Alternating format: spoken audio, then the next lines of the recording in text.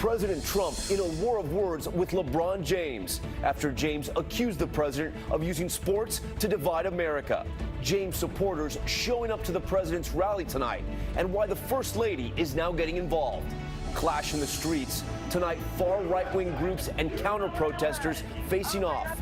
Demonstrators dressed for battle, some taking on police. Tornado strike, new images showing the twister in action. A main street turned upside down, plus entire neighborhoods underwater. The flooding threat not letting up. And buyer beware. In this tricky real estate market, the crucial new question in the buy or rent debate. Rebecca Jarvis tonight with your money. From ABC News, this is ABC World News Tonight. And good evening. Thanks for joining us on this Saturday. I'm Tom Yamas, and we begin tonight with the war of words between President Trump and NBA star LeBron James.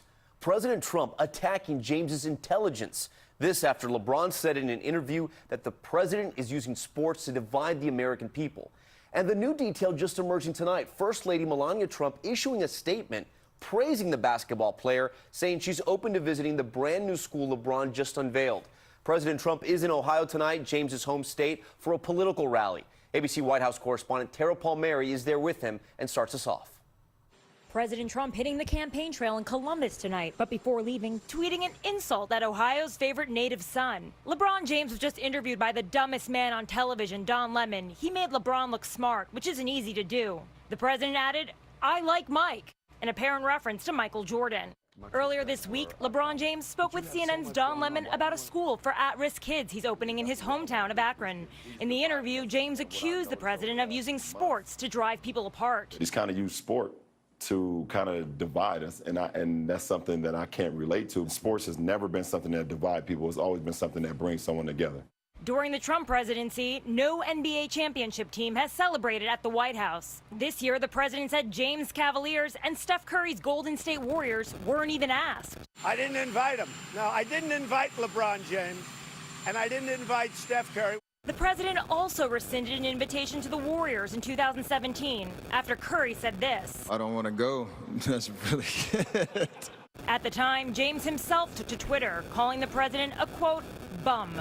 The number one job in America, the point of person, is someone who doesn't understand the people and really don't give a about the people. At a Trump rally in the suburbs of Columbus, Ohio, there were signs in support of LeBron James, like this. Even though LeBron is a Hillary fan, I feel like the president would still want LeBron on his side to rally with the voters. Others seem conflicted. But I do think LeBron James should probably keep his personal opinions to himself. The game's all-time greatest. Oh, what a move by Jordan! Seeming to side with basketball's current king. Jordan saying in a statement, quote, I support LJ. He's doing an amazing job for his community. And CNN's Lemon firing back, criticizing the administration's immigration policy in the process. Tweeting, who's the real dummy, a man who puts kids in classrooms or one who puts kids in cages? He added, be best, a reference to the First Lady's anti-bullying campaign. Tonight, Melania Trump also speaking out. Her communications director issuing a statement praising James, saying, quote, it looks like LeBron James is working to do good things on behalf of our next generation, and that the First Lady, quote, would be open to visiting the I Promise school in Akron. Tara Palmieri joins us now live from that rally in Ohio, and the president making a last-minute stop to help out a Republican in a tight race in that district, a district the president won by 11 points. That's right, Tom. Here in the suburbs of Columbus, Ohio, it's a Republican stronghold. The president won, but the Republican candidate is neck and neck with the Democrat. This is the last special election before the midterms, and many see it as a sign of trouble for the Republican Party. Tom? That election on Tuesday, a lot of people are going to be watching. All right, Tara, thank you. And this programming note, speaking of Ohio, George going one-on-one with Ohio Governor John Kasich tomorrow on This Week. Also, Trump legal team member Jay Sekulow. Turning now to the severe weather out there, the tornado strikes reported across New England. A confirmed tornado touching down in southern Massachusetts. Some significant damage reporting in the town of Webster there. Also another confirmed twister in Connecticut. The Northeast lashed with drenching rains and powerful thunderstorms. You can see this drone footage now highlighting some of those submerged picnic tables in Lancaster County, Pennsylvania. And river flooding still a threat tonight. Sam Champion now with the latest. Tonight, these images from a destructive tornado as it strikes Webster, Massachusetts, leaving homeowners stunned. Oh my God! Surveillance footage captures the moment of impact. Sheets of rain barreling across this parking lot. Tornado came right through here. The twister littering Main Street, destroying at least 2 buildings, the windows of this business blown out. Recovery crews working to clear down trees, power lines, and building debris. The roof was torn completely off of the first building, and a lot of the damage from that building landed on the middle building and damaged the backside of that building, so it's structurally unsafe. Oh my God. This just one of 124 reports of extreme weather in the last 48 hours, with over 40 million people from Maryland to Maine at risk for flooding this weekend. Water as far as the eye can see in southern Pennsylvania, entire neighborhoods in Lancaster County flooded. This is the baseball field in Dewshore after 4 inches of rain. And in Albany, New York, drivers struggling to navigate swamp streets, some forced to just abandon their cars. So many communities dealing with that flooding. Sam Champion joins us now. And Sam, the flood threat is still lingering, even though it looks like the rain's on the way out. It's been a rough 12 hours. It's going to take some time to drain that water. Let's show everybody why. Tom, look at this rain in the last 12 hours moving from really kind of Pennsylvania all the way through to the Cape. We still have a few scattered showers over the next few hours in northern New England. If you feel like New York was targeted, look at this. It was locally about 5 inches of rain in this line of storms that moved through, but we got to get west. Red flag warnings and excessive heat watches are out for the area. These are going to spread because look at this heat. 92 to 98 in Fresno. Now that's on Sunday, but watch these numbers go up a little bit by the time we get to Monday. 96 to 100 in the same area. And by Tuesday, Tom, we're going to have from Vegas all the way to Palm Springs 113 degrees. It's a very dry heat. It just continues the pattern. It's bad news. It's been a scorching summer for them. All right, Sam, thank you so much. We turn now to a city on edge. High tensions on the streets of Portland. Police ready for anything there as far-right groups square off against counter-protesters on the left. It's not the first time these opposing forces have clashed. ABC's Marcus Moore is right in the middle of it. Tension in Portland tonight as hundreds of demonstrators and counter-protesters converge on these downtown streets. The protest moving swiftly. This demonstration has worked its way down the street here in Portland, and you can see police holding the line there with hundreds of counter-protesters who have gathered here, and they far outnumber the people who are gathered on the other side for that original political rally. At one point, police reportedly using flashbangs and rubber bullets to break up the crowd along Portland's waterfront. All of this started with the far-right group Patriot Prayer holding another summertime rally in support of its pro-Trump candidate for Senate and drawing scores of supporters. I'm here to meet other people that have the same attitudes I have that like Trump.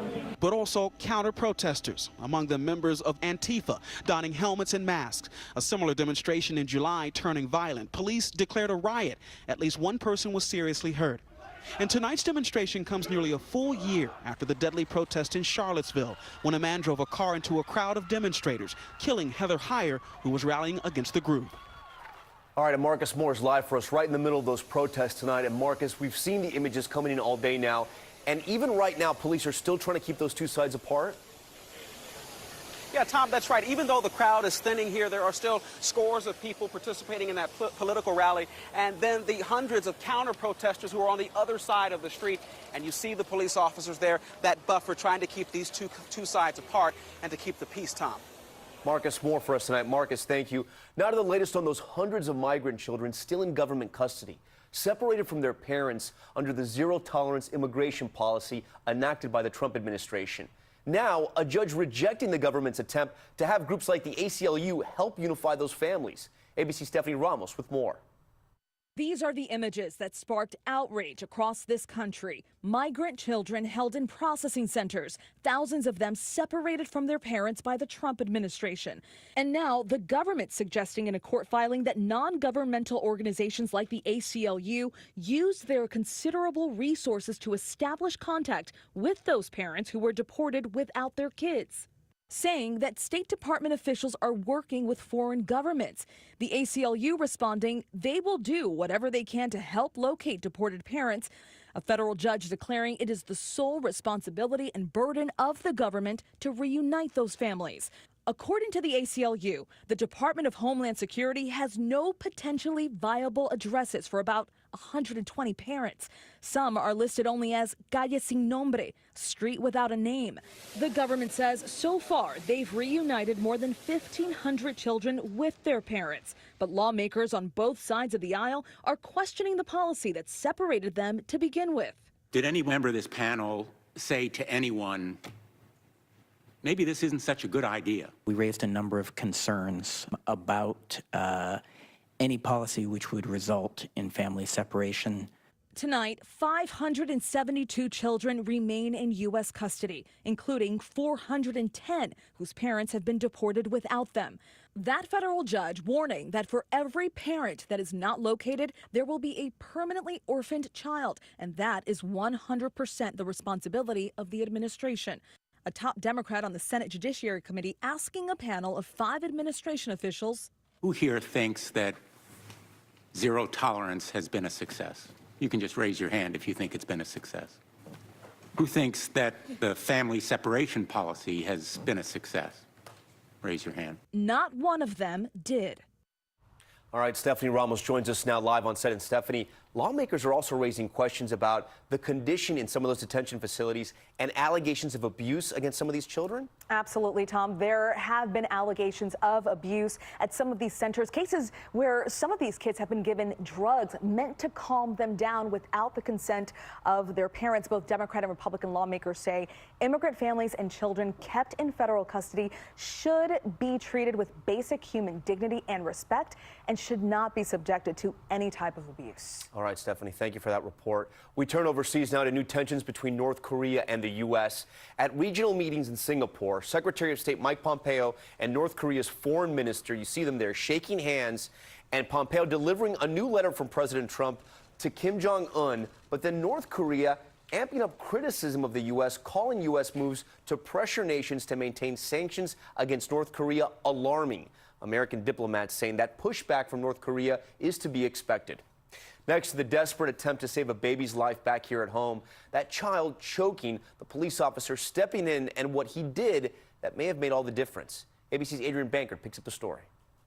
The video's disturbing to watch. A baby choking on its food. 14-month-old Lucia was eating one of her favorite foods, chicken nuggets, when a bite got caught in her throat. She was just looking at me scared. I just knew at that moment that she must be choking because she wasn't doing anything. Anna Graham pulls her daughter from her stroller and turns her face down, pounding Lucia on the back, but it's not working. Palm Beach Gardens police officers Robert Ayala and Rafael Guadalupe were at the right place at the right time. I remember feeling somebody approaching me from my side, and his presence was like so calm, and I was just like, thank God he's here. Officer Ayala grabs the baby. He turns her face down and begins striking her on the back. He tries to clear the food from her mouth by hand. When that doesn't work, Ayala strikes harder, and the piece of food dislodges from Lucia's throat.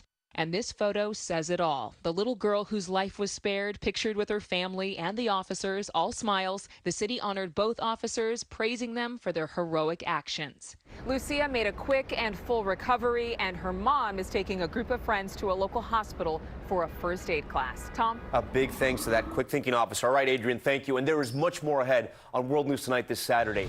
Campus uproar. A young black student confronted by police because an employee called saying she seemed out of place. What the college is saying tonight. Plus, buyer beware. The dilemma for so many Americans is now the time to buy, or is it better to rent? Rebecca Jarvis with some options for you. And protesters at the NRA demanding action right on their doorstep. We'll take you there. Stay with us. This is ABC World News Tonight, sponsored by Allstate. Fact is, there are over 9,600 roads named Park in the U.S. It's America's most popular street name, no matter what park you live on. One of 10,000 local Allstate agents knows yours. Now that you know the truth, are you in good hands? Metastatic breast cancer is relentless, but I'm relentless too. NBC doesn't take a day off, and neither will I. And I treat my NBC with new Everyday Verzenio, the only one of its kind that can be taken every day. In fact, Verzenio is a CDK4 and 6 inhibitor for postmenopausal women with HR-positive, HER2-negative MBC.